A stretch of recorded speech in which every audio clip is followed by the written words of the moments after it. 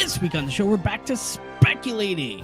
That's right, we have E3 on the horizon, as well as a new balance patch that has some shady circumstances, maybe? Either way, we're all going to weigh in on what we think about it. We also have a bunch of updates, including some big news for Kora. We're ready to dive in on Shadow of the Dragon.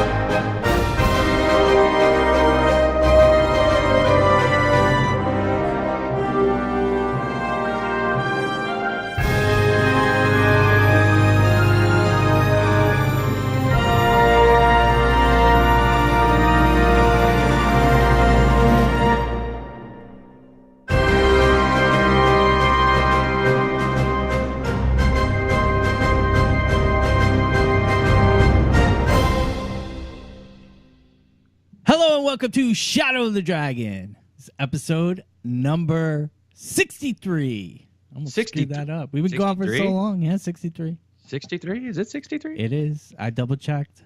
Okay. Dang. What's up, guys? I'm better now that you guys are here. Yeah. It's been a rough day. I'm sorry, buddy. Yeah, it can't be. it Star happens. Wars Day. It's International Star Wars Day. Yeah, everybody threw that crap out the window down here, apparently. There was no brotherly love and brotherhood of the Force things going on. No Jedis in the background. It was a crap day. Oh, it was a crap day. I'm trying to be happy though. I'm trying to stay chipper. So you're doing a good job. I'm really trying.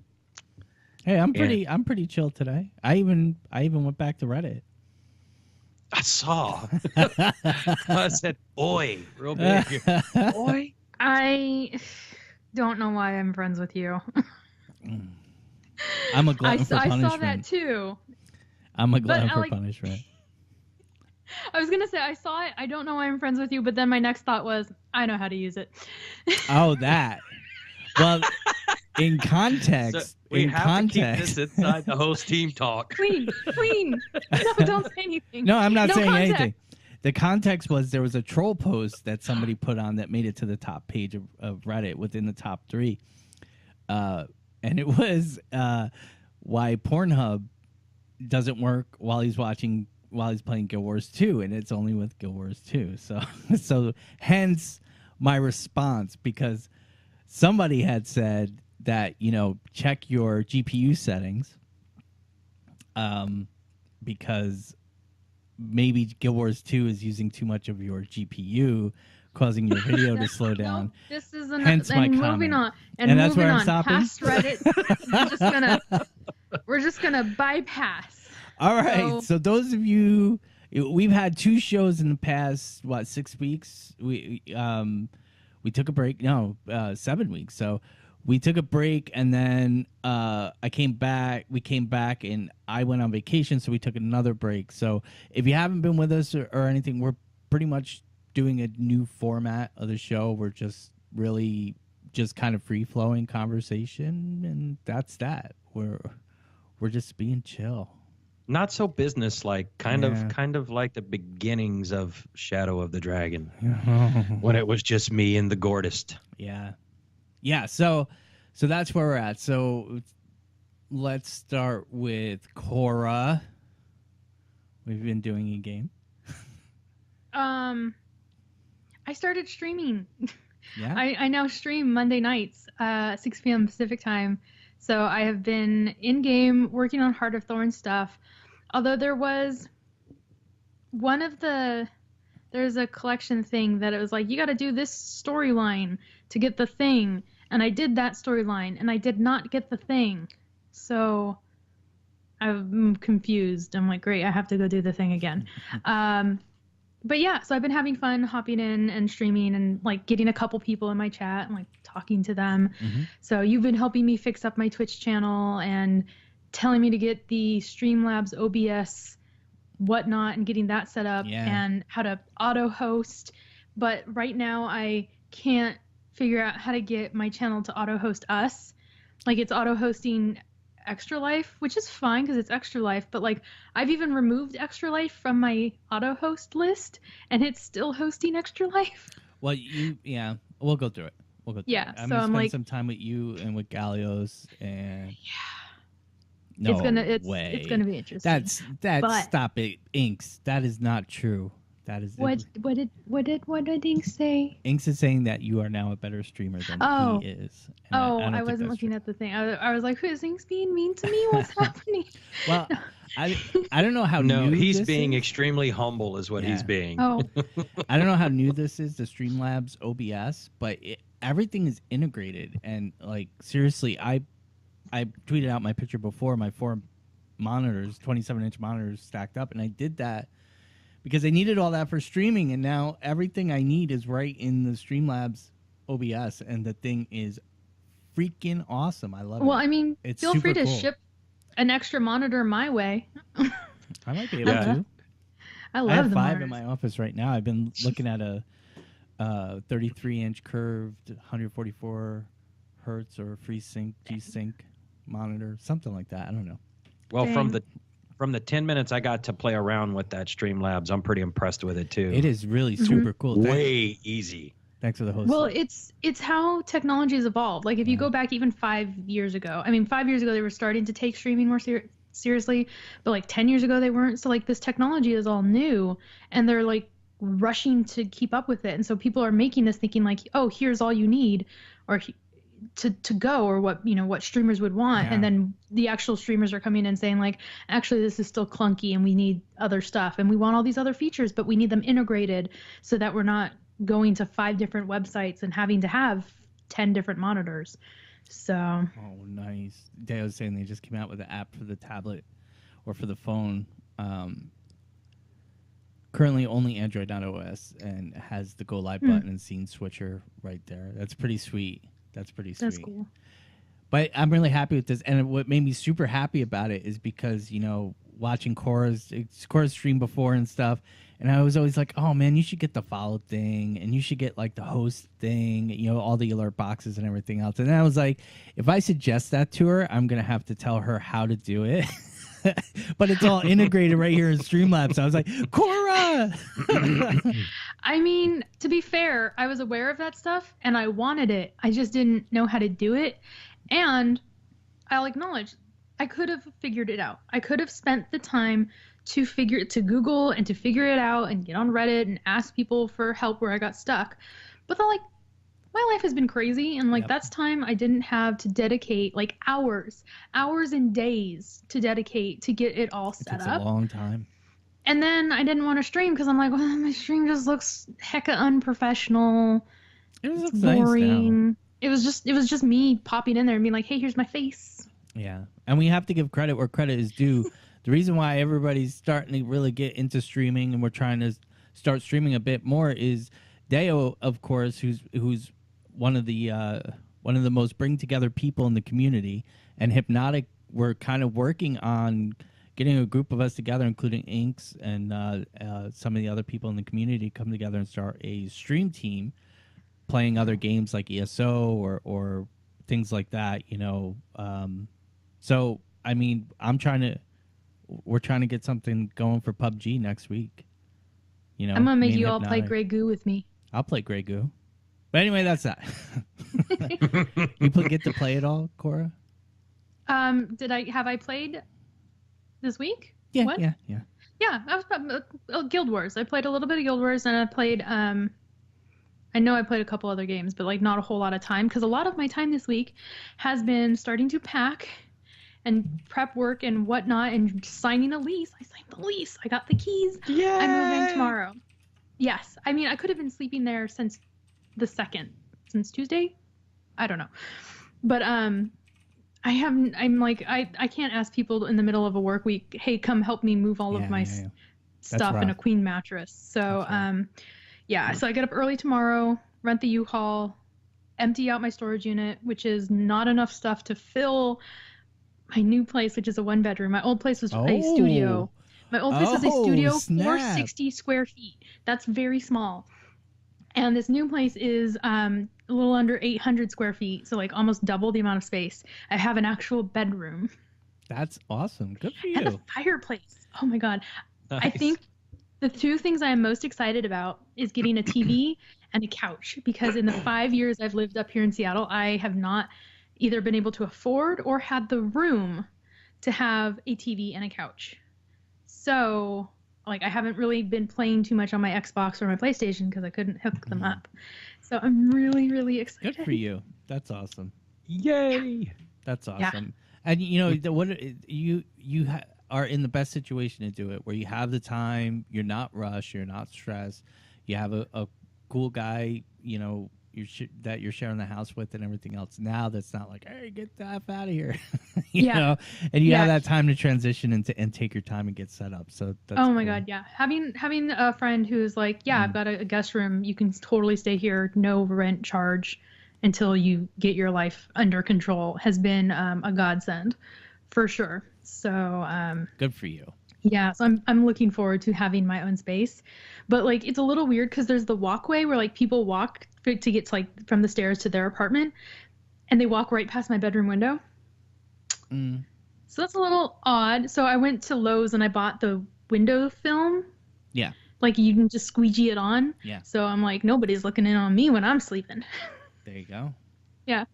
So I'm excited. So tomorrow's going to be a busy day. Or you could buy curtains. Or you could also buy have blinds. She's I want universal the light precautions. Double wrap. I want light coming in. Yeah. Because it's the film where it's not like it blacks it out. It lets light come in, but like it's so like even if somebody's like eyes are up against it, they can't see me. Yeah. I bought that film for my bathroom. Yeah. All right. So any game time? Me? Yeah. I said I did. I played Guild Wars. Oh, you did? Okay. All right. Well, then we're going to move on from you. I'm like, why do you keep asking me this? I keep saying that I did. I'm old and I forgot. Deja vu. The Matrix glitch. Help me, Obi-Wan. Help me.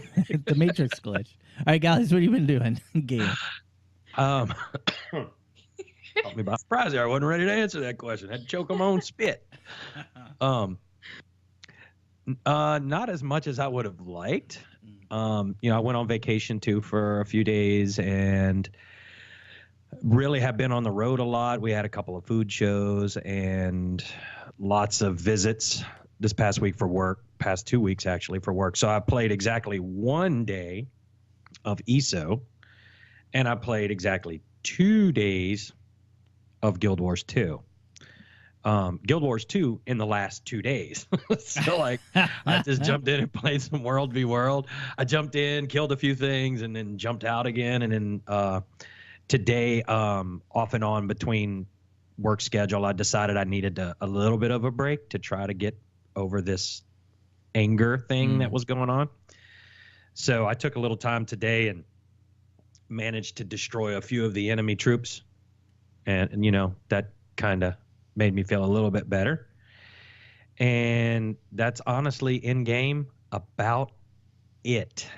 I'm hoping to make more time for myself. I mean, I didn't even have time for my guildies the past 3 weeks, maybe, I guess. The Winners told me the other day, she says, you know, like, when are you coming home? Yeah. We miss you. Yeah, she got me too. She got me the other day. Yeah, so she knows how to get you right in the feels, man. Yeah. It's like the ding ding kick on our Twitter thing the other day. So, anywho, but yeah, not much gaming. I really wish I had, but not much. No time. Too much going on. So, what about you, buddy?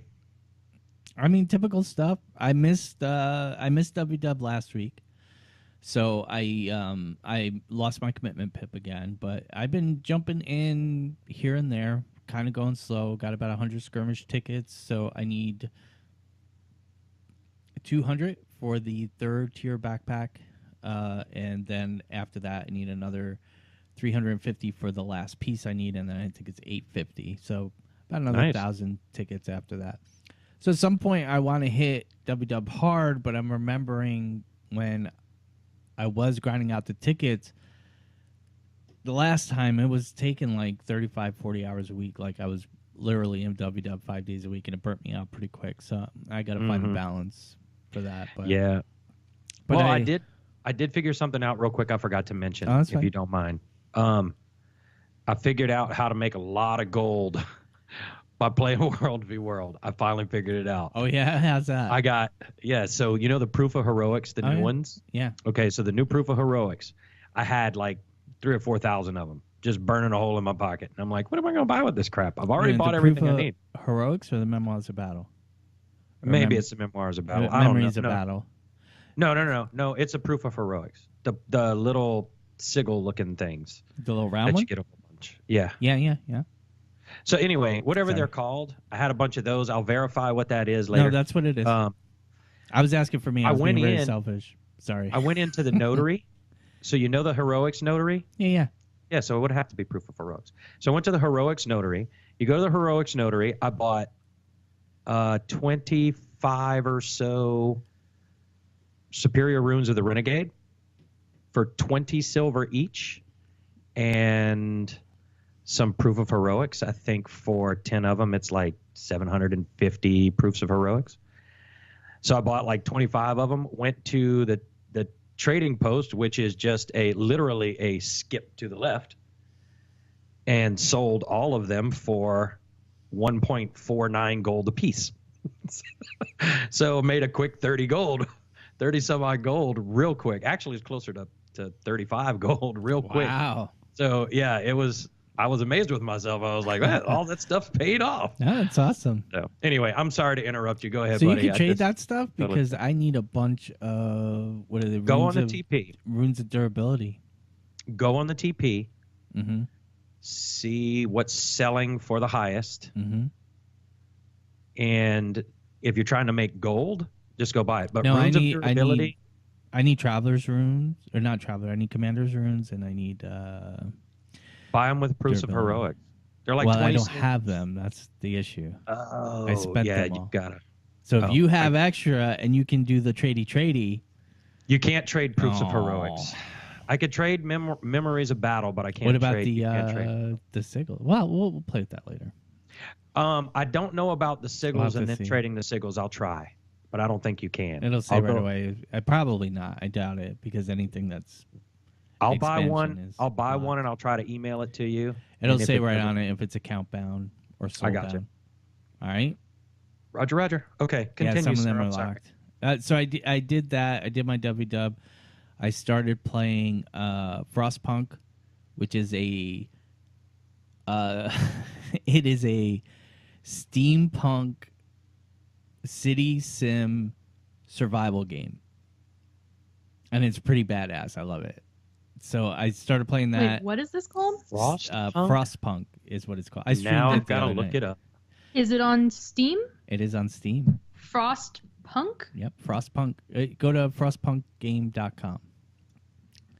But it's a cool game. It's single player, just city sim. End of the world survival. Basically you're the captain in charge of the city, and you have to. It looks cool. Yeah, it's graphically stunning. Very. Yeah, graphically it looks nice. Pretty neat. Things like when you zoom in really close, you can hear people talking and stuff. It's a super cool game. $30. It just launched on the 24th. So I've been playing that, and I'm sad to say, if people don't know me, I'm a huge Dragon Ball Z fan. And I haven't really been watching too much of the Dragon Ball Z fighting games that have been coming out because, they're cool or whatever, but they're all pretty much copy and paste. But Romo turned me on to Dragon Ball Fighter Z, which I just bought today, and I'm going to start streaming the hell out of that.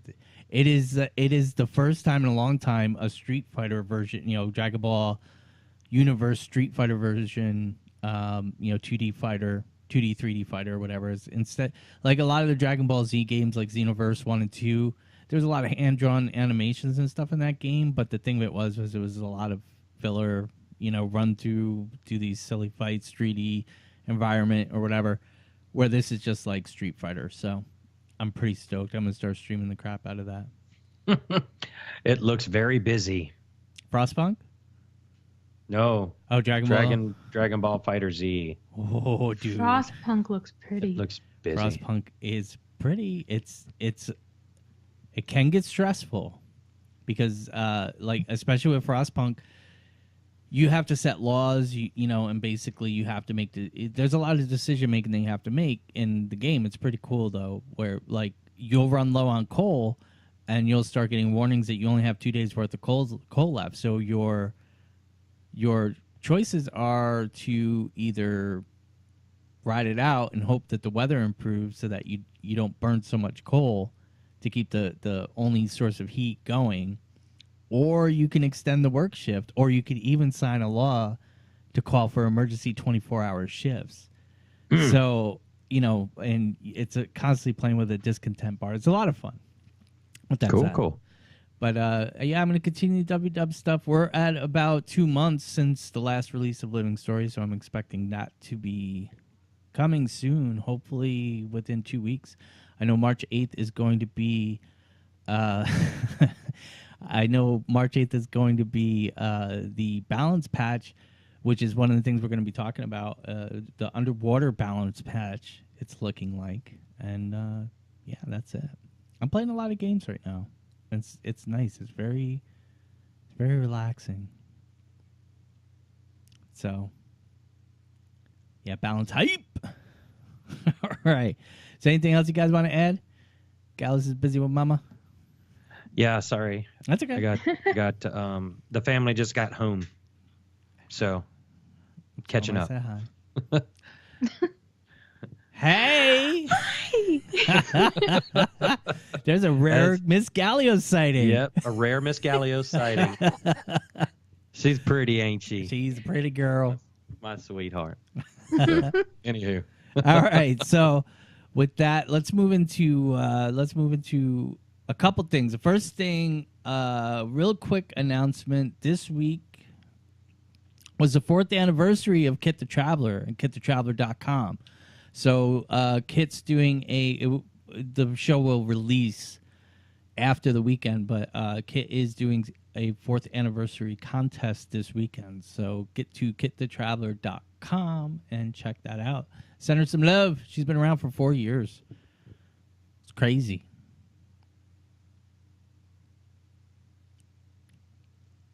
Hi, we're doing a show. Hi. I'm waiting for Gallios to be back. Gallios was I'm busy. so sorry. My wife just came back from this little fair at my daughter's school, and she brought back fresh hot brisket sandwiches. Ooh. So I told her to stick it in the fridge and don't tell my son. I'm sorry. So what did I miss? I'm sorry. No, I was just saying it was this week was the 4-year anniversary of kitthetraveler.com, and yes, happy anniversary to Kit. Yeah. Happy anniversary, Kit. So like I said, if you're here live, then you have a leg up because you can go and check out the contest that she's doing this weekend. If not, then you will be sad and lonesome on Monday, wishing that you were here so that you could have gone and cashed in on this sweet ass contest. All right. So the other thing too, I need to do a slight retraction. I caught a lot of crap for this, but last week, well, not last week. What was it? 3 weeks ago when we recorded the last show, Gail Gray had put out a kind of an update on the bandwave that was going on out there. I didn't have all of the facts at that point, but I did thank Gail for giving us an update, which I stand by. But I did take a little bit of crap because there was a little bit more behind that story that I just didn't get yet. So apparently the post from Gal Gray, what a lot of people are saying, was an update or a reaction post to a post on Reddit that somebody had put up about the details of the bandwave. And I'm not going to get into details about it, but the one thing I am going to say, just so that it's clear now, it's on the airwaves, I'm just going to wait. Instead of breaking news, I'm going to wait and get all the facts first. So I apologize if I bothered anybody. But what it comes down to is very black and white. If ArenaNet scanned a computer and got a ding, ding, ding, ding, hey, that cheat's here, this guy's bad, then I'm fine with that. That's what all the other MMO companies do. If Anet actually took logs off of my computer and moved it to their servers, I'm a little bit upset about that. But we don't know, and we don't, so I'm moving on. So I just wanted to put that out there. The other thing that I wanted to discuss. Did I have something else? I thought there was one more thing. Oh, Miko's in a raid. Boo, Miko. That was the other thing that I wanted to talk about, which we kind of already did touch upon. We're going to start putting some streams together with a lot of the other content creators in the community. Mainly put together from Deo and Hypnotic from the Gallios 2 community. So we're going to start. I'm starting a streaming schedule, so hopefully I'll be able to stream every Tuesday and Thursday night, plus Saturday nights, whether it's PUBG or Dragon Ball Fighter Z, because I can't wait to play that game. Some Guild Wars 2. I want to start doing some roaming with my Deadeye, but I was going to start that, but I'm waiting until the balance changes on the 8th. And I heard my dear friend Kora has been dying for some Guild Wars action. Spoons? Spoon. Les spoon. So Everybody that I see in game, it's talking about spoons, yeah. They send me a message. Did Kora get her spoons? It's like, no, Kora has to play World v World. We gotta get Kora in Guild Wars to get we gotta spoons. get her in her apartment, and then once she's in her apartment, we're gonna get her a spoon. I did make the promise that I was going to have Kora's spoon before we recorded next, but that didn't work. It didn't out, happen. So. Well, I mean, and that was a bit of my life getting crazy with like the apartment hunt happened real quick, and all of that went down, and it was crazy town.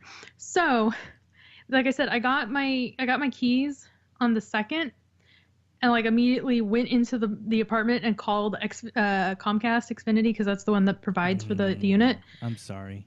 Yeah, they provide. So it's immediately I'm on there, and I'm like, I'm not even moving in actually for another 4 days. Get my internet on now. That's important. That's important. I got my priorities. The internet before mattress. Hey. That's right. You can sleep anywhere.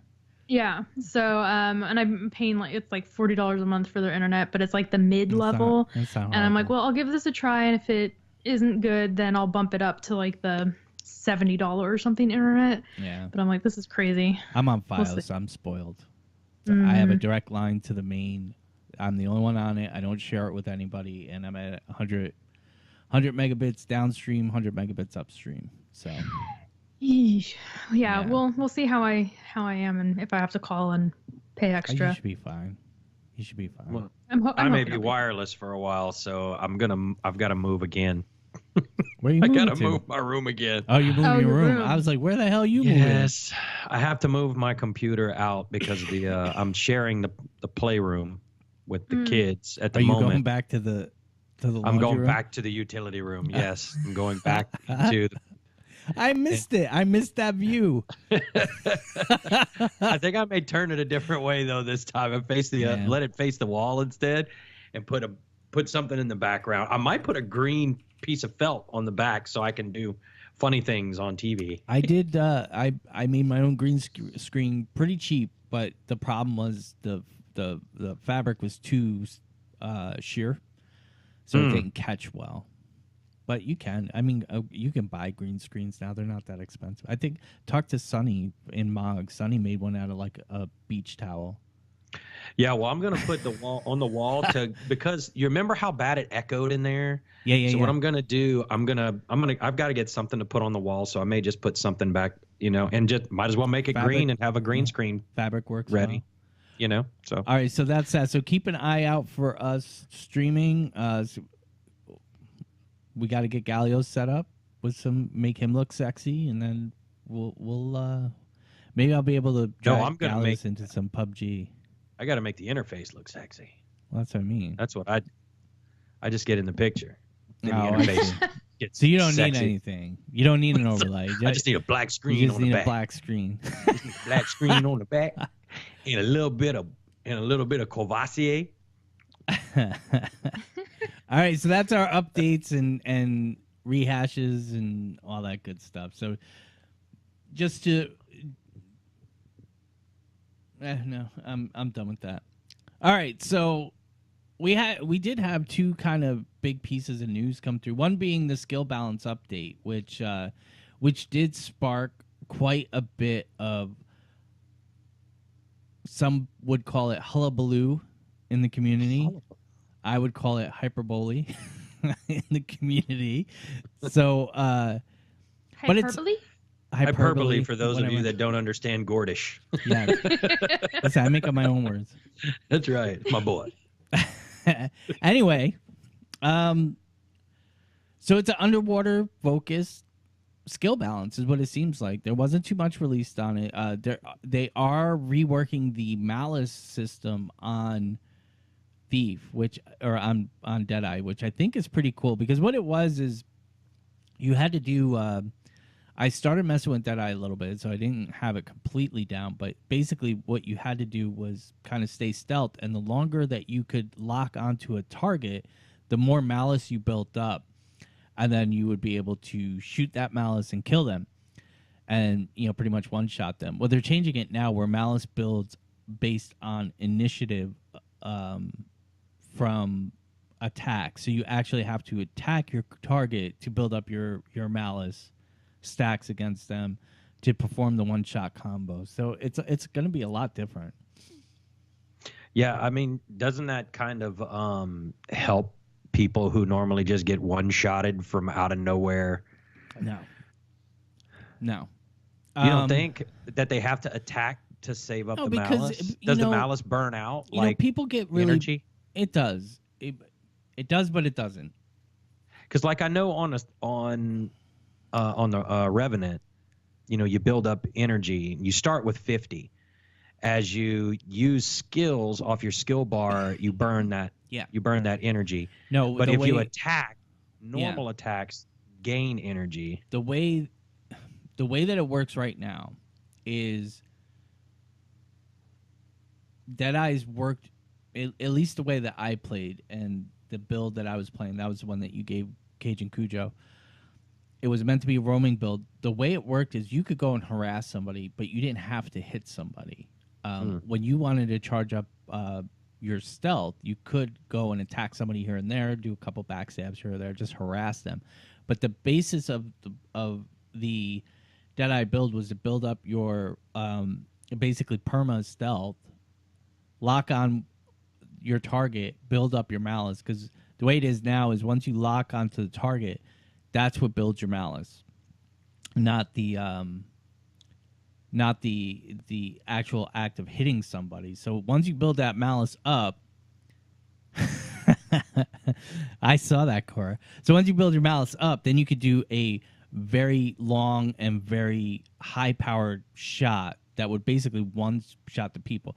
So what it was is you could, excuse me, you could hunt somebody, stay in in stealth, and then just shoot them and kill them. And that's what gets a lot of people mad. But what people don't understand is to keep that perma stealth going takes a lot of skill.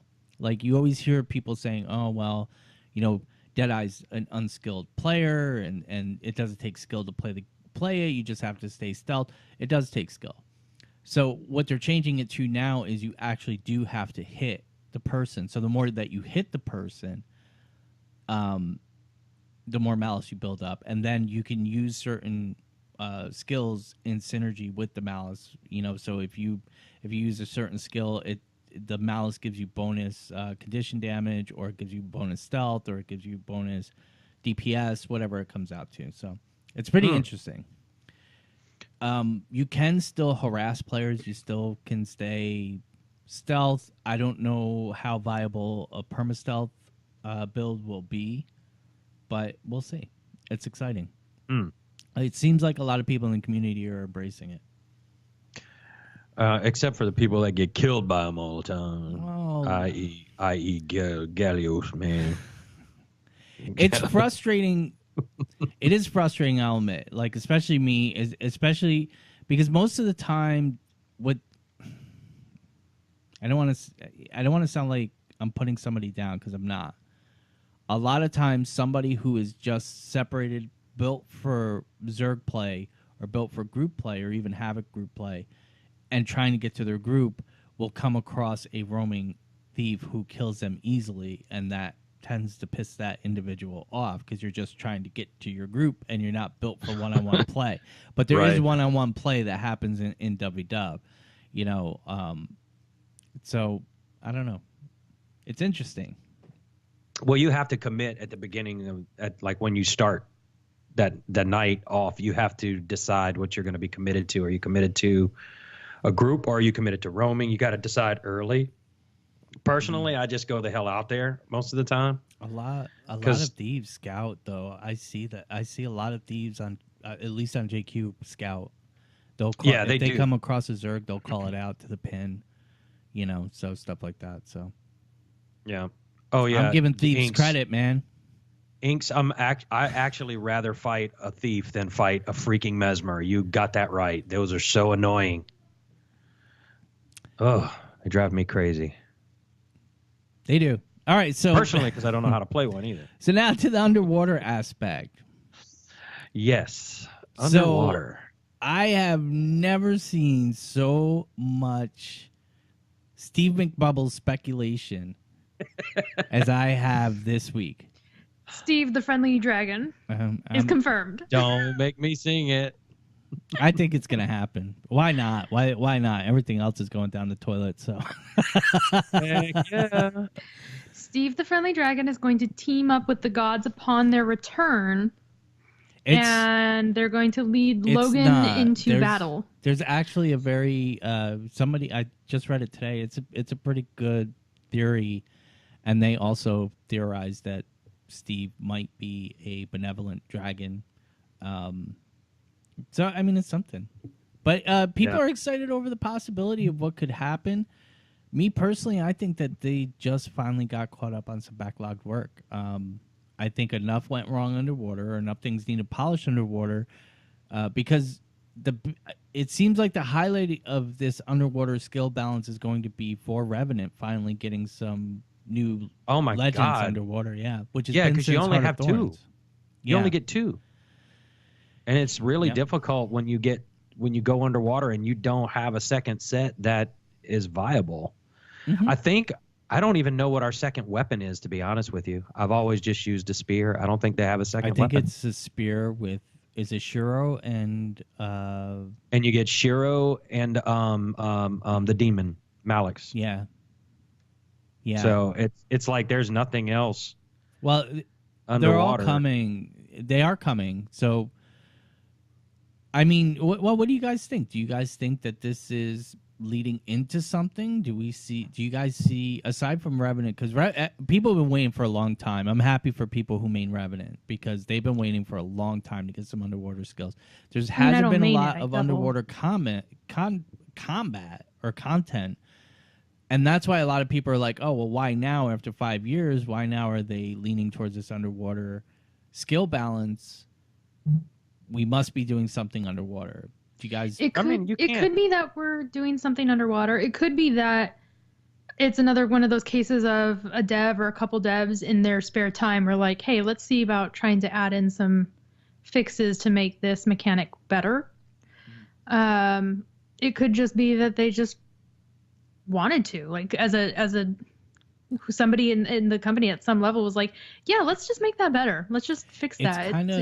It's kind of their workflow where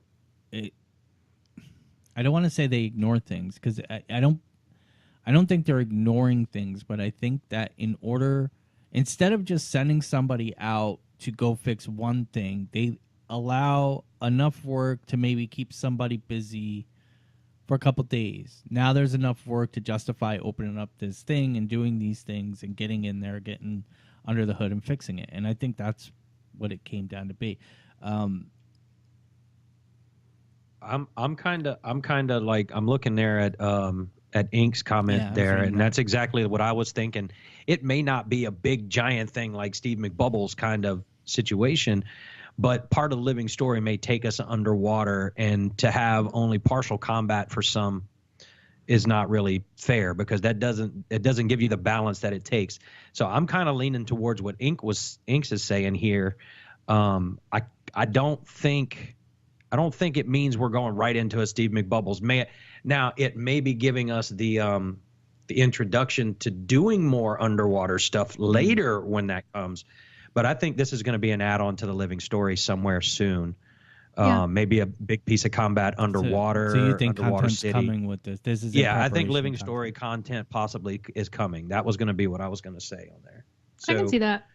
I mean, I'm sure something will come. I also see this as them doing the changes for underwater combat, but for it to be this big of a deal, I feel like it's got to be tied to a little something more than just about. Well, it could be like a test run, like almost like a beta. Like, hey, nobody likes the underwater stuff. Let's try to fix it. Let's drop in some stuff not attached to content yet. That way we can see what works, and if like the stuff we're doing, they're like, oh no, that actually made it worse, or like, this is heading in the right direction. Why have this system underwater and nobody's using it? Yeah. So maybe they are trying to. It's hard because the speculation. Play around with it, you know. But it's hard because the speculation is that not only did the fans not enjoy underwater combat, maybe part of that was because its skills were broken or whatever. Mm-hmm. But the devs.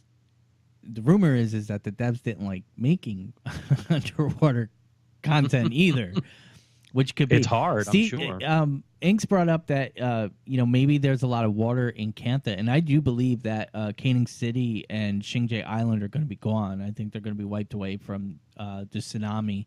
We also know that the Jade Sea, while there was rumors of the Jade Sea reverting back to a liquid state, which would mean that half of the the entire Luxon territory would be it's nothing gone. but water. It would be gone because that was they were on the Jade Sea. So it could be that. I've given up on Kantha. I don't think we're going to Kantha next. I think it's hard to tell. And okay, here's my thing about Kantha that I'm like, and it is taken with a grain of salt because it's coming off of a dev's social media who was only at ArenaNet about a year. But there's one of the new narrative people that they hired last year who has since left to go to another studio in California or something. At one point, he had posted how excited he was to be working at ArenaNet and working on a culture that was reflective of his own. And he's of Asian descent. I don't know which specific, if he was a Chinese, Japanese, Korean, but Kantha is Asian influenced, and I'm like, okay, so for him to say that specifically, phrasing it that way and I don't remember the exact quote, but like of his culture. Yeah, no, I remember that, and I don't want to say that they're not working on Kantha. I'm still of the impression that we're either going to have Joko, it's going to go one of two ways. We're either going to have a Joko expansion this year, or Joko is going to die in the Living Story or be sealed away, or however we deal with Joko at the end of Living Story Season 4, and Living Story Season 5 is going to bring us into the expansion with a brand new story, probably focused around Kralkatorrik. All of this is happening around Kantha, and now all this is happening around Alona. So now what we can either see is a conflict between Kralkatorrik and Steve McBubbles over Kantha, or I really think that something is going to happen to bring us to the Deldrimor front. I think that's where we're going next. To join the Stone Dwarves? It's the ruins. It's the ruins. And the reason why I think that is a lot of people aren't really talking about it, or maybe not even remember, Daniel Dosiu, I can't say his name, sorry. Before he left, he won some art contest that goes through E3 with his concept art for a Deldrimor city, a dwarven city, somewhere in the Deldrimor font. And I could look that up and find a link for it. Very cool. So that's what put that in my head. So it all depends on how they do the Living Story. You know, because if we're doing a 2-year expansion, there's no way the current living story is going to get us through 2 years.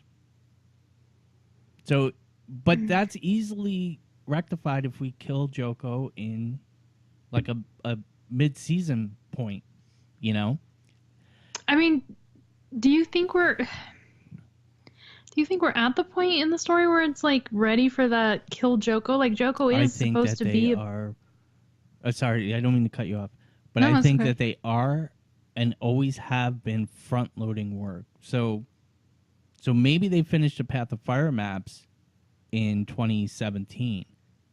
So instead of going to Cantha, maybe they continued mapping out the rest of Abbey, because we really only have been in the northern part of Abbey. We haven't been into, we're just south. Getting into Istan and those areas, but there's still quite a bit of Alona that we have not seen yet. We haven't opened up yet. Basically, all of the Alona map from Guild Wars 1, we haven't really touched. We've touched like the very northern tip and just that little bit. Exactly. So what if the artist just continued going through Alona and the next expansion is underway with Joko as the main protagonist, and we have a Joko expansion, like I said, this year or early next year, going into Living Story Season 5, because as far as we know, the 2 to 3 month cadence is not going to break between this Living Story, the next Living Story, the next expansion, whatever comes next. Yeah. Interesting. So, I mean, to me, I don't see how much longer we can keep Joko going in the Living Story. And I mean, I agree with that. It seems a little more stretched out, because I feel like Living Story Season 3, as erratic and spread out as that was, we were getting those chapters once every 2 months. And I know that's not, I know the time frame is 2 to 3 months. I'm not arguing that. But it seems like we're getting more 3 months.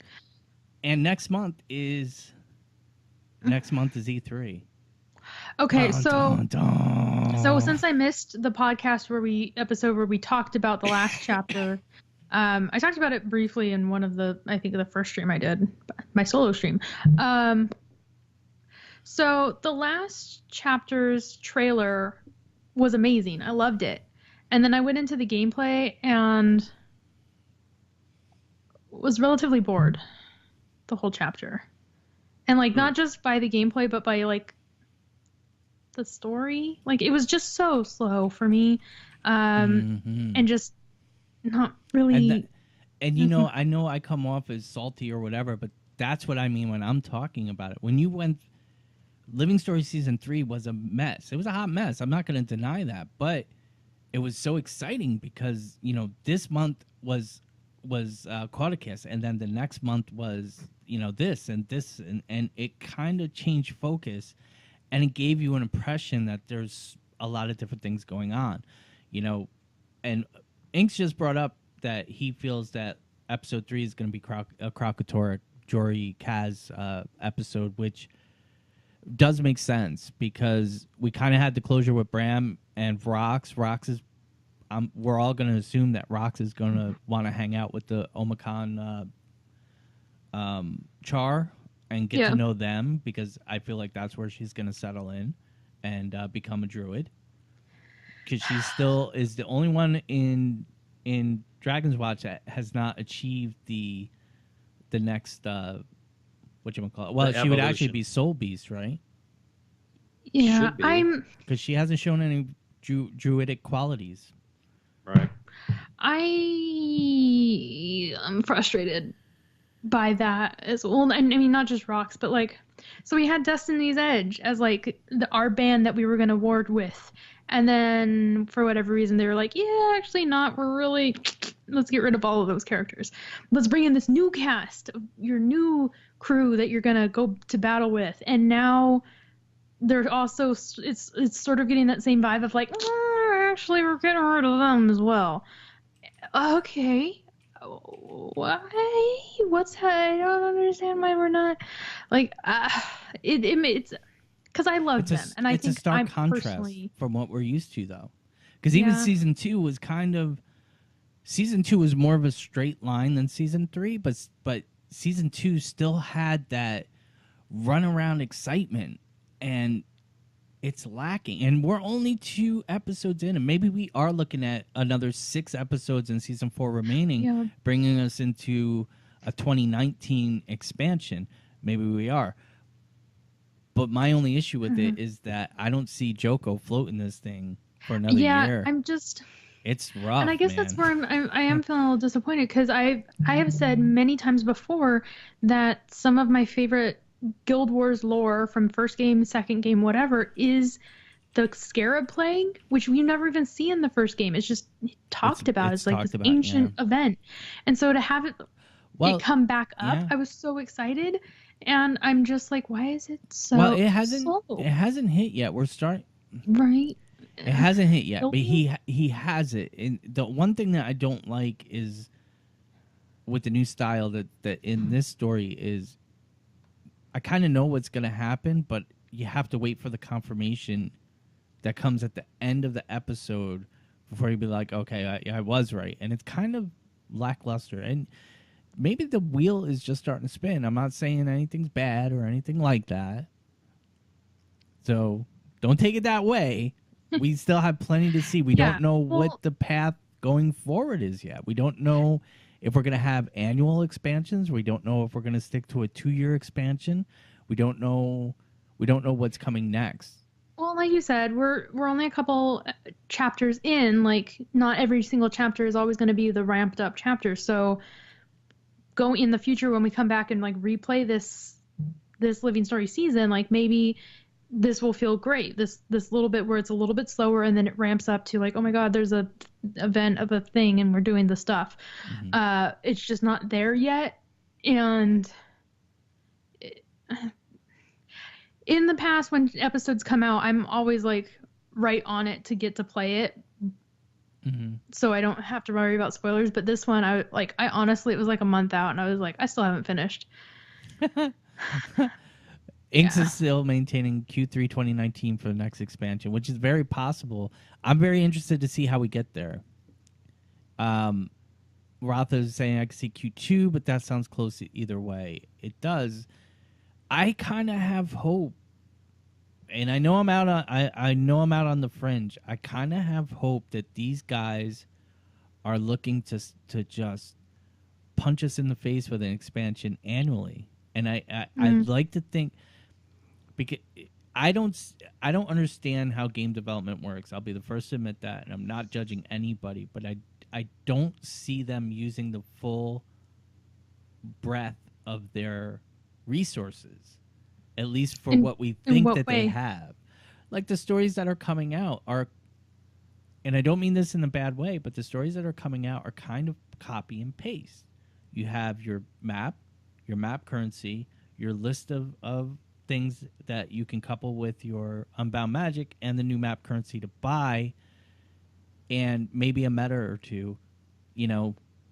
So I don't see the full extent of that. And that's just me. Maybe it is the full extent of it, and I'm just being unrealistic. I can admit that.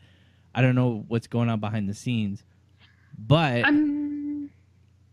I just want this story, like, I want to just make sure that we're still having the writing has been good, but for me it's where the story has been a little copy and paste of like, well, we already fought a fallen god in the first game, and we already fought Joko in the first game, and we already had this crew of like this multiracial crew that we were supposed to run around with, and you got rid of them one by one, and now we have this new multiracial crew that we're supposed to run around with, and you're getting rid of them one by one. So like, for me, those elements, I'm like, I've seen all this before. Like, you're telling it in a new-ish way, but like I'd seen it in like not that long ago. So and that's where I'm like, I'm waiting for something within the story to be that, absolutely. Wow, they haven't done this. I'm waiting for something east of the Blood Legion homelands, out that way. I'm waiting for, the Isles of Janthier. I'm waiting for the rest of the jungle. Like, we get these little bits and pieces of places that we've never been before in Guild Wars 1 and Guild Wars 2. I want a whole area. I would love it if ArenaNet did an exploration-fueled expansion where there's no big bad baddie. In particular, there's just us exploring this new area and, you know, meeting new races and helping people and maybe fighting bigger bosses along the way that are bullying these people and whatever. But I would love an exploration-based expansion. I would love it, you know, but... I just want them to... Somebody in the narrative room when they're brainstorming, like, what to do for the story or what direction to go, like, somebody who knows the story needs to be like, that is a really cool idea. That does sound awesome. Do you remember in this expansion pack or this previous season, we did basically the exact same thing you're suggesting, but like with these characters? And then they could be like, oh yeah, we didn't realize that. Let's work something different out then. So it doesn't feel like we're just replaying Star Wars A New Hope in Star Wars The Last Jedi, which was great. It was still a great movie. I still loved it. But it was, I do agree, it was kind of the same story. So, Path of Fire, I loved it. It was great. I had a lot of fun. I loved the mounts. It was awesome. I loved seeing all the bits of Guild Wars 1 coming back. We sort of already fought a fallen god, and it was fine the first time. So we had to see you later. Bye. The first time it just came from Lissa. I love the Star Wars. I know. I'm all for I it. hated Like, Last Jedi. I love the new Star. I do, but I didn't hate Last Jedi. It is very much they wanted to do a callback to like how great the original Star Wars trilogy was, and I think they played a little too hard on that. But I love it. Like I love Rey. I love all the Reys, the cosplaying. I love it all. I love the story that I saw New Hope, and I'm gonna age myself. I don't care. I was 6 years old when I saw New Hope. It wasn't even episode 4. It was just Star Wars. I was 7. I was 11 years old when Return of the Jedi. Yeah. So when Return of the Jedi came out, I was 11 years old. I've discussed this with people. I don't expect people to understand, but I basically waited 36 years old to find out that the most optimistic and tenacious person in the whole story turned out to be a old, crotchety Gord. Yeah.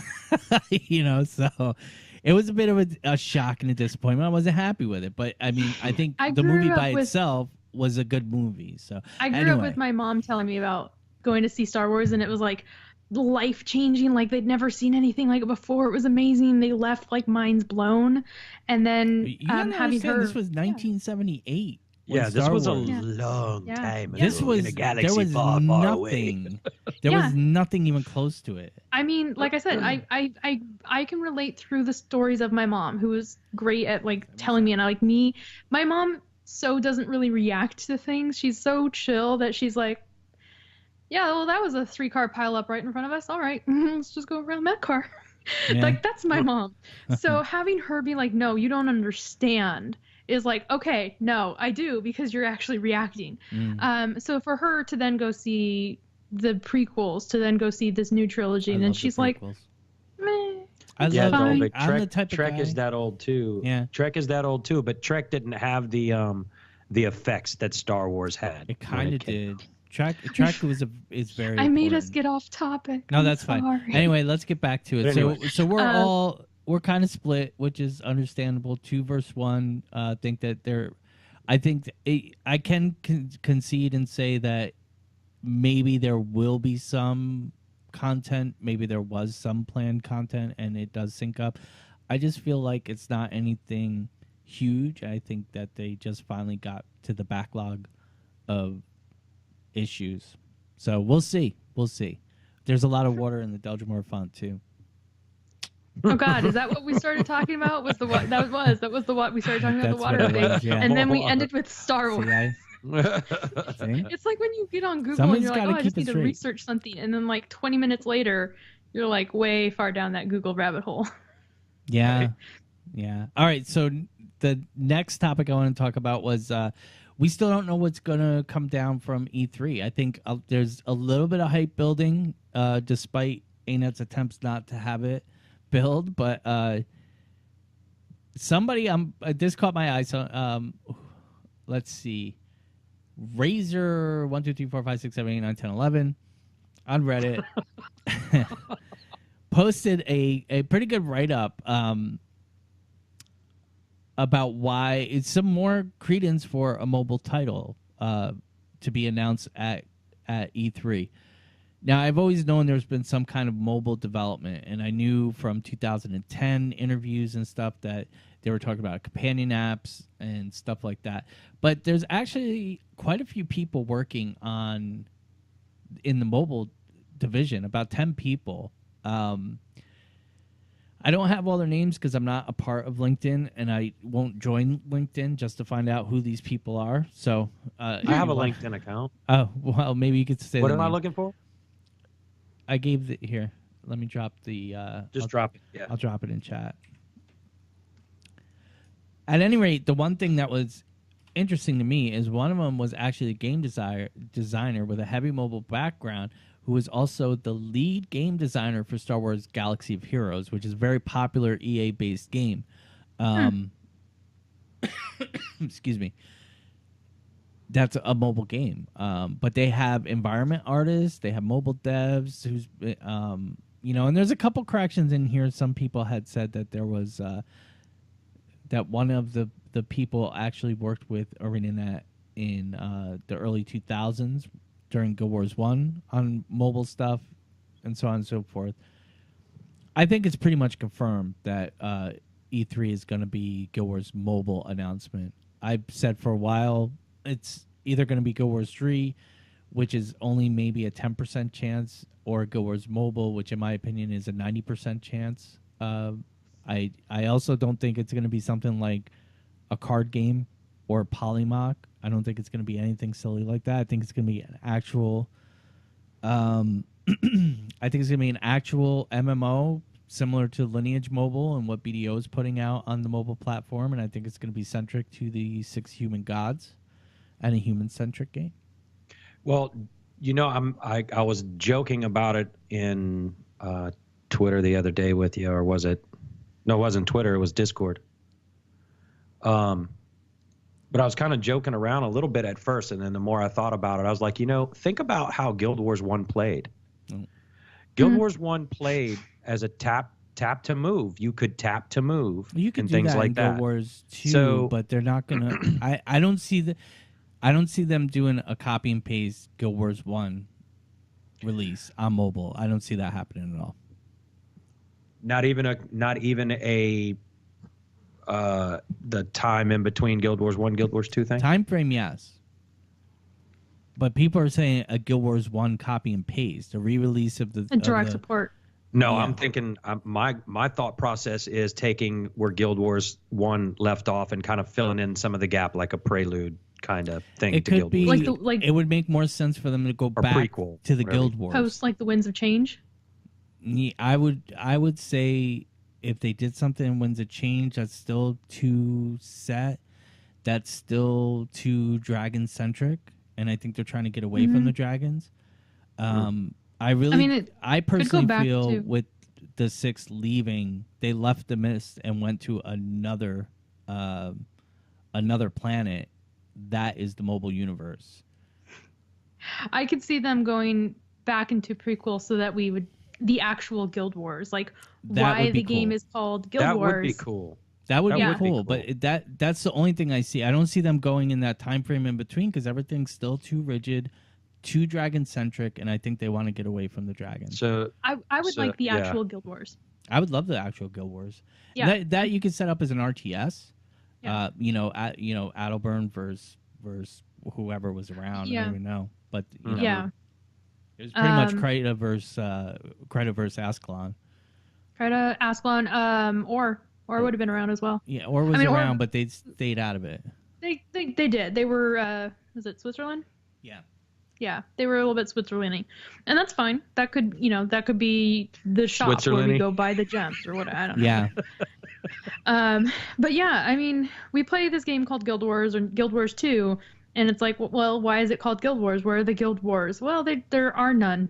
And like, do people who aren't into the lore don't know? Like, well, within the lore, it's called Guild Wars because before the start of the first game, there was a bunch of guilds and they all hated each other. What was funny so they all tried to murder each other. What was funny is the Char were the main protagonists in core Guild Wars and prophecies. It had nothing to do with the Guild. It was hundreds of years after the Guild Wars, wasn't it?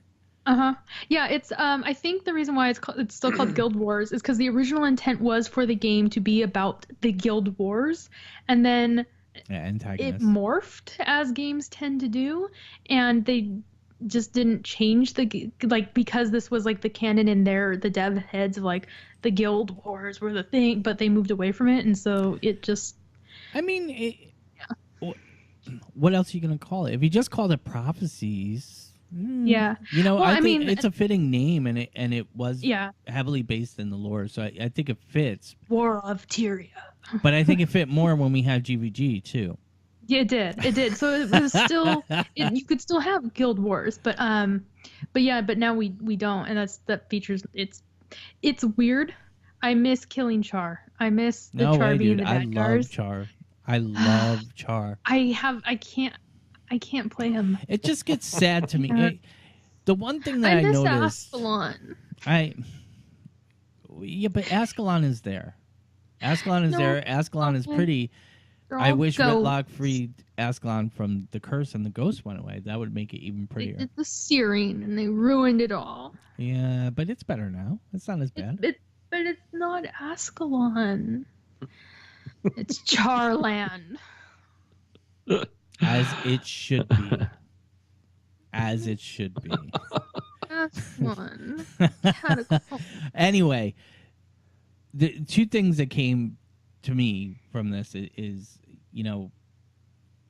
to me it seems like the community is very starved for something. It's just waiting for something.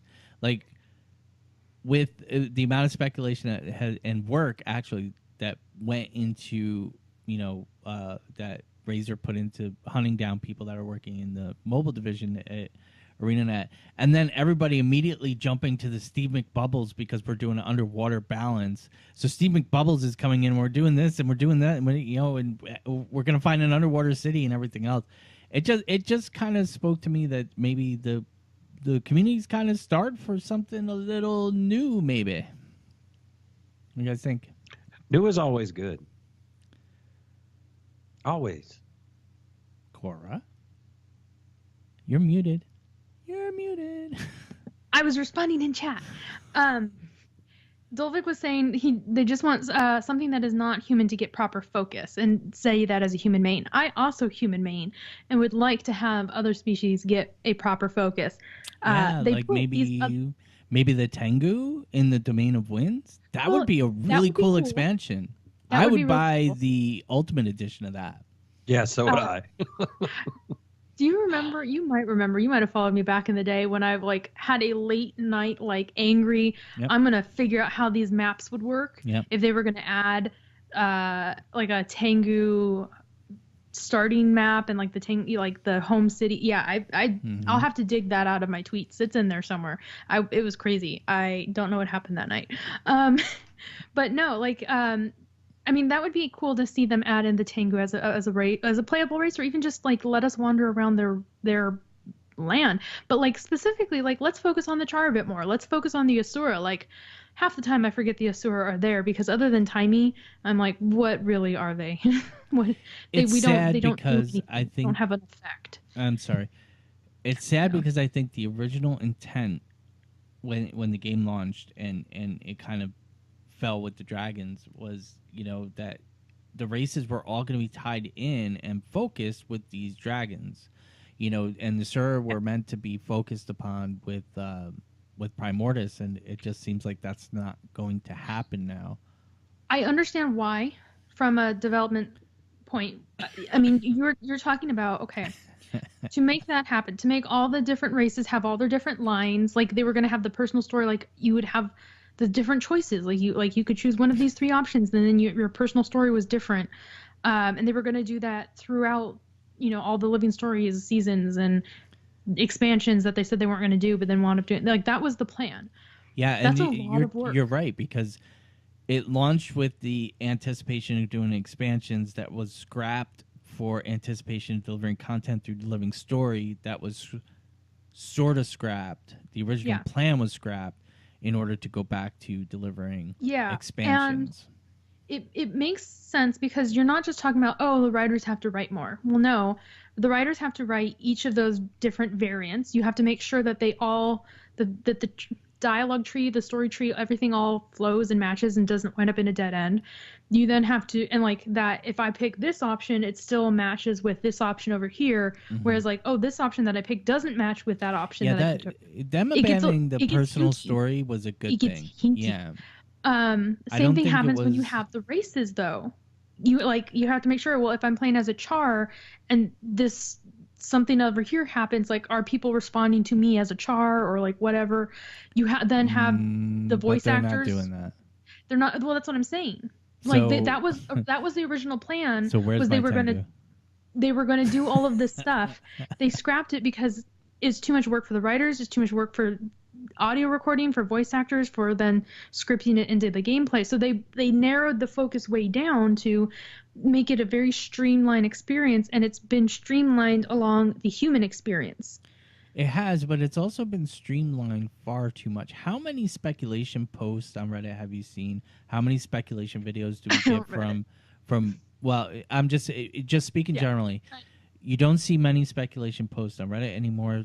Wooden Potatoes hasn't really put out much speculation really since Path of Fire has launched, and that's the one thing that I miss most from the story. Is we used to do a lot of speculation. I used to make Gallios' eyes bleed with all the speculation I was doing, and now it's just like, wow, are we going to find out that Joko really has the Scarab Plague this time, or do we got to wait till the next chapter? Like, it's so small scale now, and it's like, it's the one unfortunate thing about ArenaNet is it always goes from left to right and never in the middle, you know? And I just wish once they would land in the middle. I mean, you aim for a target. It's hard. It's like skydiving. Sometimes you make it. I say that to my wife when I pee on the toilet seat too. You know, hey, I aim for the target. You gotta hit the target. Gets skewed every now and then. I'm just saying. It's the winds of change have been blowing. It's not an well, I'm not saying it's an excuse, but everything with ArenaNet is either left or right, and in anything they do, you could go all the way back to the launch of the game. You could go all the way back to 2007 when in the first development of the game, and it's always either left or right, and they never end up in the middle. Well, I mean, there is a degree of like when you feel it's all the way to the left, somebody else is going to feel like, well, it's only I understand shy that, of the right. But you could say that because the complaints before this, and the critical criticisms before this was that there was too many stories and stories started falling through the cracks. Now there's too little story, even so that somebody who loves the story so much, like Kora, is starting to get bored of the story. Yeah. You know? No, I know. I'm doing my job to be your counterpoint, or at least I'm trying to. But like, well, somebody in chat, it is like in chat, I think Ratha had also said earlier that he wonders if we're still going to feel the same way when all of the episodes are out and we've played them all and we could go back and play them all again in order, one right after the other, if we'll still feel the same way. And that's the thing. I mean, it changes. Our perception right now is like, well, we've just had these few hours of like, well, the story is slow right here. But for all we know, oh my God, it's going to come and be like mind blown in the next episode, or it's building up to something that is going to be like, oh yeah, no, it all makes sense now. That was right. Good call, guys. So we don't know. So this part of the talk was supposed to be about the mobile game, and we haven't talked about it. Well, the last one was supposed to be about underwater, and we started talking Star Wars. So that's how we do. I don't know though how much more we could talk about the mobile. I mean, it's. What do you guys think? Speculation on what it might be. I told you what I thought. Yeah, you think a Guild Wars 1? Yeah, I'm thinking like a Guild Wars 1 continuation. Right, so, I would prefer a prequel. So now here's where we get down to. I would too. I would love a Guild Wars prequel, But now here's where we get down to the nitty gritty. Is this a pay for episodic game like Telltale game, or is this a microtransaction hell typical mobile game? I think pay to play per episode. I would 99 cents. Yeah, $1.99. We're talking mobile things. I would hope it would be Telltale pay for the episode. Yeah. I wouldn't be surprised. I'd be disappointed, but I wouldn't be surprised if it was microtransactions because so many mobile companies do it. Every mobile company does. And I've never played Lineage, but if you want to laugh your ass off, watch the Jim Sterling video on Harry Potter Hogwarts Mysteries. I cried. I was laughing so hard. But that is an example of the most scumbaggery game that you can get on mobile. I don't know. You all need to look up some of those anime dating sims that are targeted for women mobile players. Yeah. Those ones are pretty bad. A new level of predatory. Yeah. Inks is saying is asking, have you seen how much NCSoft made on their mobile micro game? Yes, I know Q3 of 2017 NCSoft made $400 and some odd million American on Lineage Mobile, and I think Q4 was 200. So in 6 months, they basically made over $500 million. You know, and both Roth and Inks are saying they're expecting microtransactions. I do as well.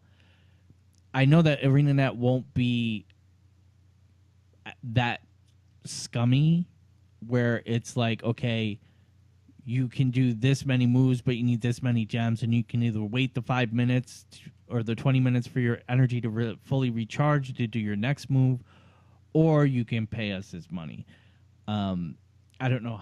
I would expect the gem shop to be kind of similar to Guild Wars 2, and I would expect the game to be similar to Guild Wars 2 in that they give you the game for free, provided that the microtransactions support it. That's what I'm expecting. Wouldn't surprise me. Now, what I'm hoping, and I kind of had a discussion with somebody on Reddit, which turned south and probably won't ever happen again.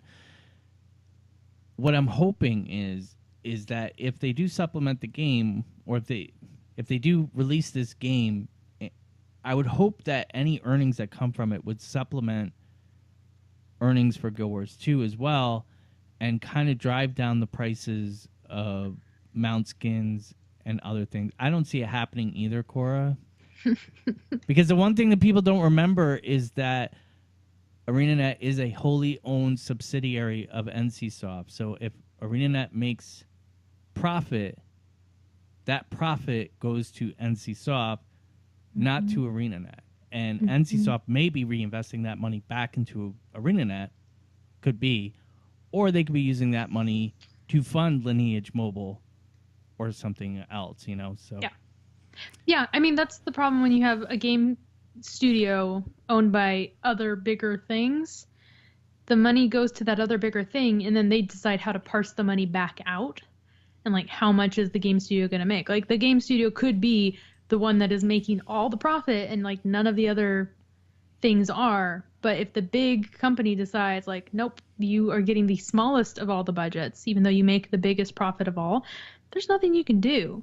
So when people are like, oh, you make all this money, I don't understand why you can't just hire more people or do the thing we all want to see. It's like, well, because they don't actually have that money. That's one side of the argument. The other side of the argument is that, you know, ArenaNet's on the verge of closing, and you have to save the devs. The devs are in dire straits, and you need to buy mount skins to save the devs. You know, that is another argument that I see out there a lot. You know, and that's probably not the case.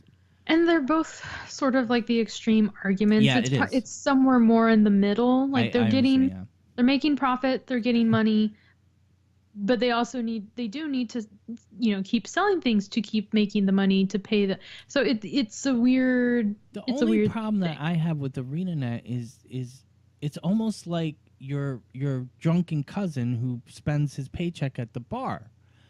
You kind of get mad at him because, you know, when you drop the price of your expansion by half of what it's worth, and then you give what they're deeming that Living Story is actually episodic DLC, and you're giving that away for free. You can't expect me to buy a mount skin that I don't want to support you in doing that.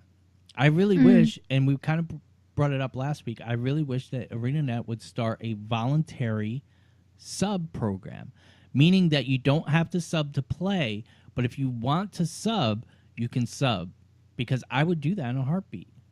I wouldn't even think about it, and get X amount of gems per month. If they did a gem kickback, if they did whatever they wanted to do. Yeah. I wish they would do it, and I wish that by doing that, that would drive the prices of the gem stores down a little bit, because I just feel that they don't have to charge you $25 for a mount skin. But I can also see ArenaNet at this point implementing that program and not budging on those prices because they're getting it. Yeah. I mean, for me, it would be, I don't know that I would do that, but like if they were like, hey, so we're still going to be releasing our Living Story season on this monthly cadence, but like we're going to start charging like $10 for season 5. Like pay $10 or $15 or whatever. Like it's a mini expansion. But they wouldn't do that because, and this is just my personal belief, they're in an area now where if you complain about Living Story, if you complain about the delivery rate, if you complain about the quality of it, you're an asshole because it's free content. All you have to do is log in, and it's free content. So how can you complain about something that's being given to you for free, except it's not being given to you for free because they need the microtransactions in the gem store in order to pay for the development of that content. And people didn't really tune in on this, but there was a slight threat from Mo in his second letter. It was something along the lines of, if we're not making the money off of the microtransactions, then we can't continue with the free content. And I don't think any party involved wants that. And I could go look it up, but that's an implied threat. I remember. Yeah. You know, that's saying, that's putting it out there. Hey, if you're not going to buy this to support the free content, then we have to start charging you for the free content and $25 for the gem shop. And that's the whole thing. And, you know, I don't want to just pick on Guild Wars 2. I know this is Guild Wars 2 podcast, but this is the gaming community. This is gaming space. And what you end up having is the leaders, the management of these studios start chasing the money. And they're not looking, the focus is not on the game. And you start getting into these situations where the story's a little weak.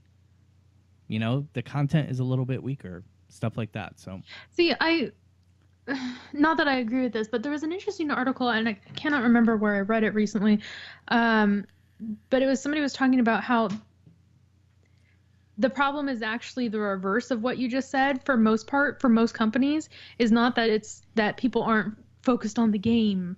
It's that the devs are focused on making the game, but like they don't actually know how to run a business. Well, the management is not letting the devs make the game because and I understand that because the people that are making the game are the creative people that enjoy building worlds and building lore and building story and building these beautiful maps. But when the manager is saying to you, you only have 10 hours to do this map. You only have 10 hours to do the map. Yes, sort of. Yes. So sort of along with that line, like that's part of the problem is that the management is saying like, well, you only have 10 hours to make this game. So you got to crunch and this is your budget and this is what you've got. And all that creativity. That is bad management. Yeah.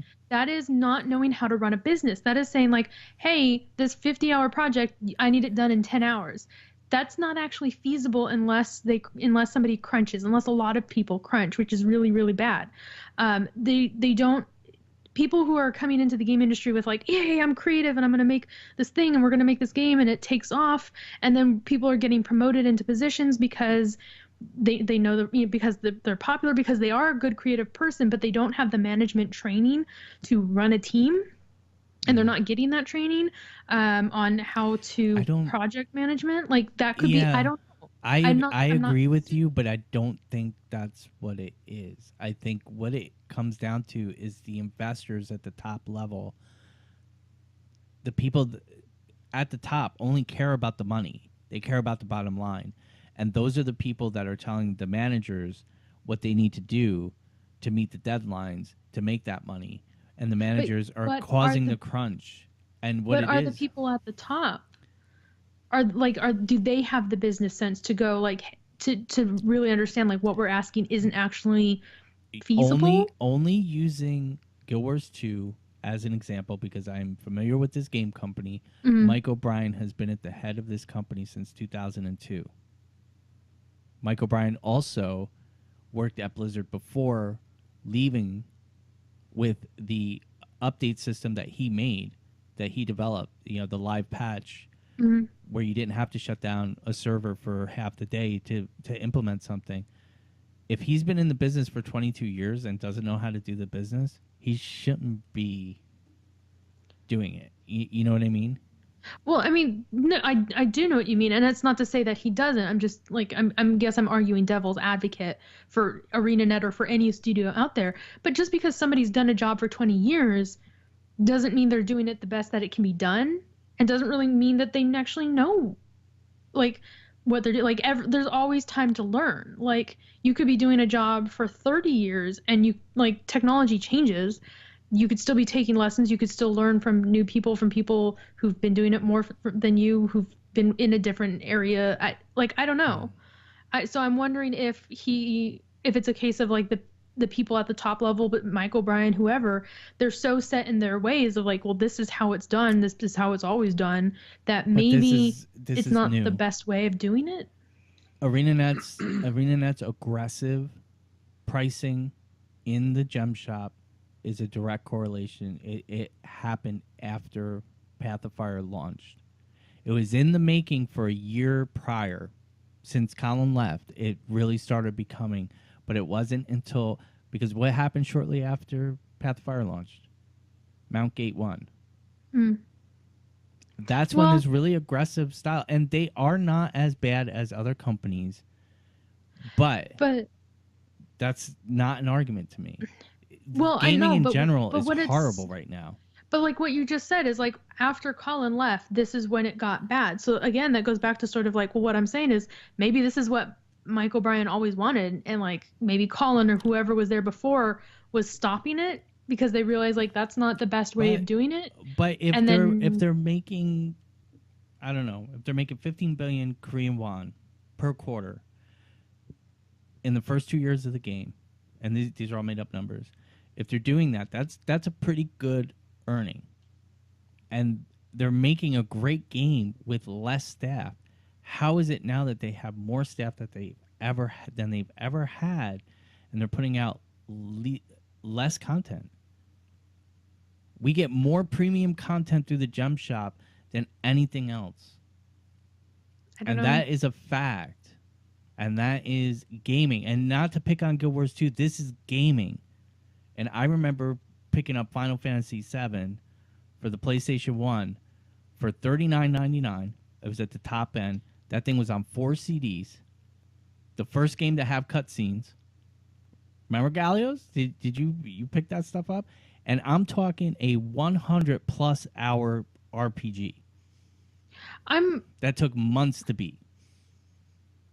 I wonder if they're like all the devs at ArenaNet are actually all working on Guild Wars related stuff, or if it's because I've some studios, and I'm not saying Guild Wars or ArenaNet does this, I have no idea, but some studios like shadow, like almost like Ghostwrite, but like they make games for other studios. Like so super vague bookie, but I worked the first place I ever worked within the industry. Got hired by another game studio to make the mobile game that studio got hired by another company to make. I so doubt we were that's like happening. 3 tiers down. So I'm just wondering if I thoroughly doubt that is happening. There's 10 people working on, at least from what we could tell, there's 10 people working on the mobile game. Okay. That leaves 390 people. 120 of those we think are devs. or art devs or art only. So it leaves everybody else. I don't know what it is. I don't understand it. I don't understand programming. I don't understand any of that crap. It's just the question still remains, and it is factual that with the increase of staffing, we're getting less content, and that is what kills gaming. So, since that had nothing to do with a mobile title coming out on that being announced at E3, I think we are at the point where we can close out the show.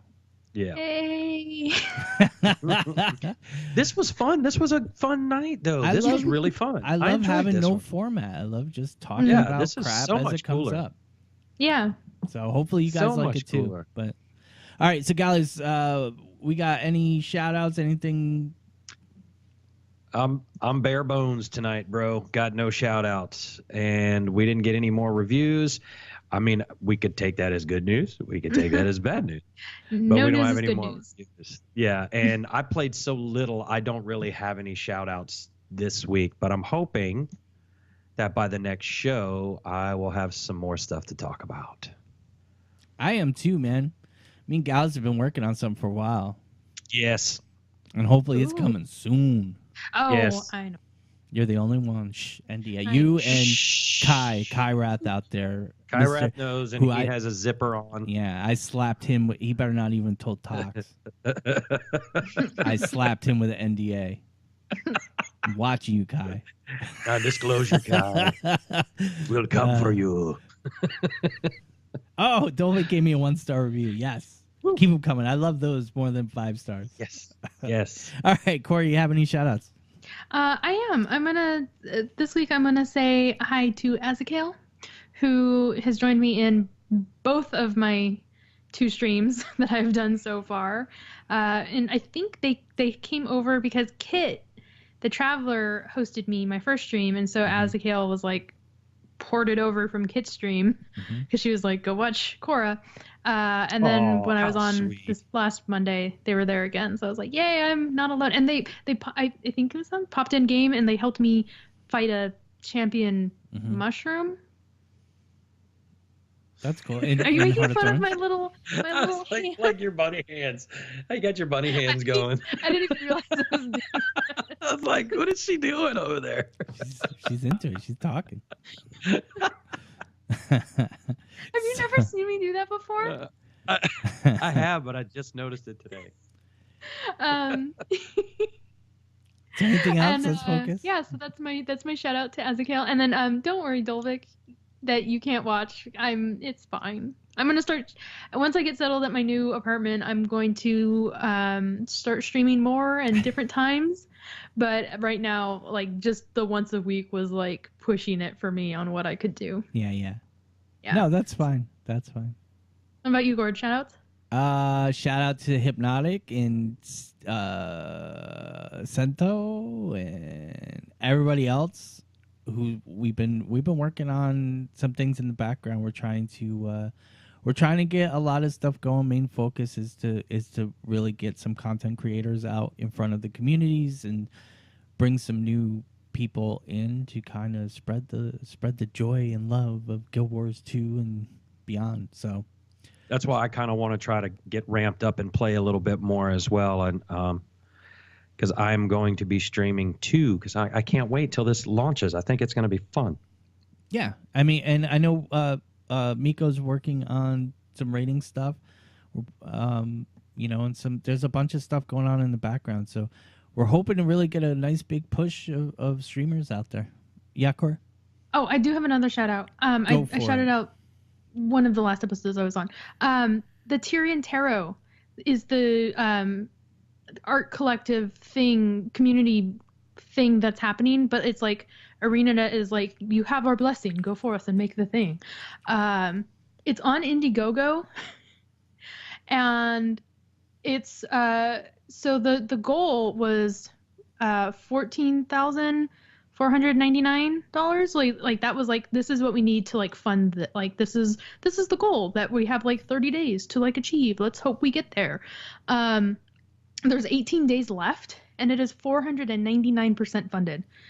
They have so far made $72,390. So crazy amount of money. It's beautiful. It's absolutely stunning. Yeah, profits are going to go to a charity. I cannot remember. I'm even part of this, and I don't even remember. But like, check it out because there's like the artwork is amazing that I'm seeing happen from. I'm not making art for it, but the artwork is looking amazing. Like the cards are going to be like gold foiled because they've made so much money.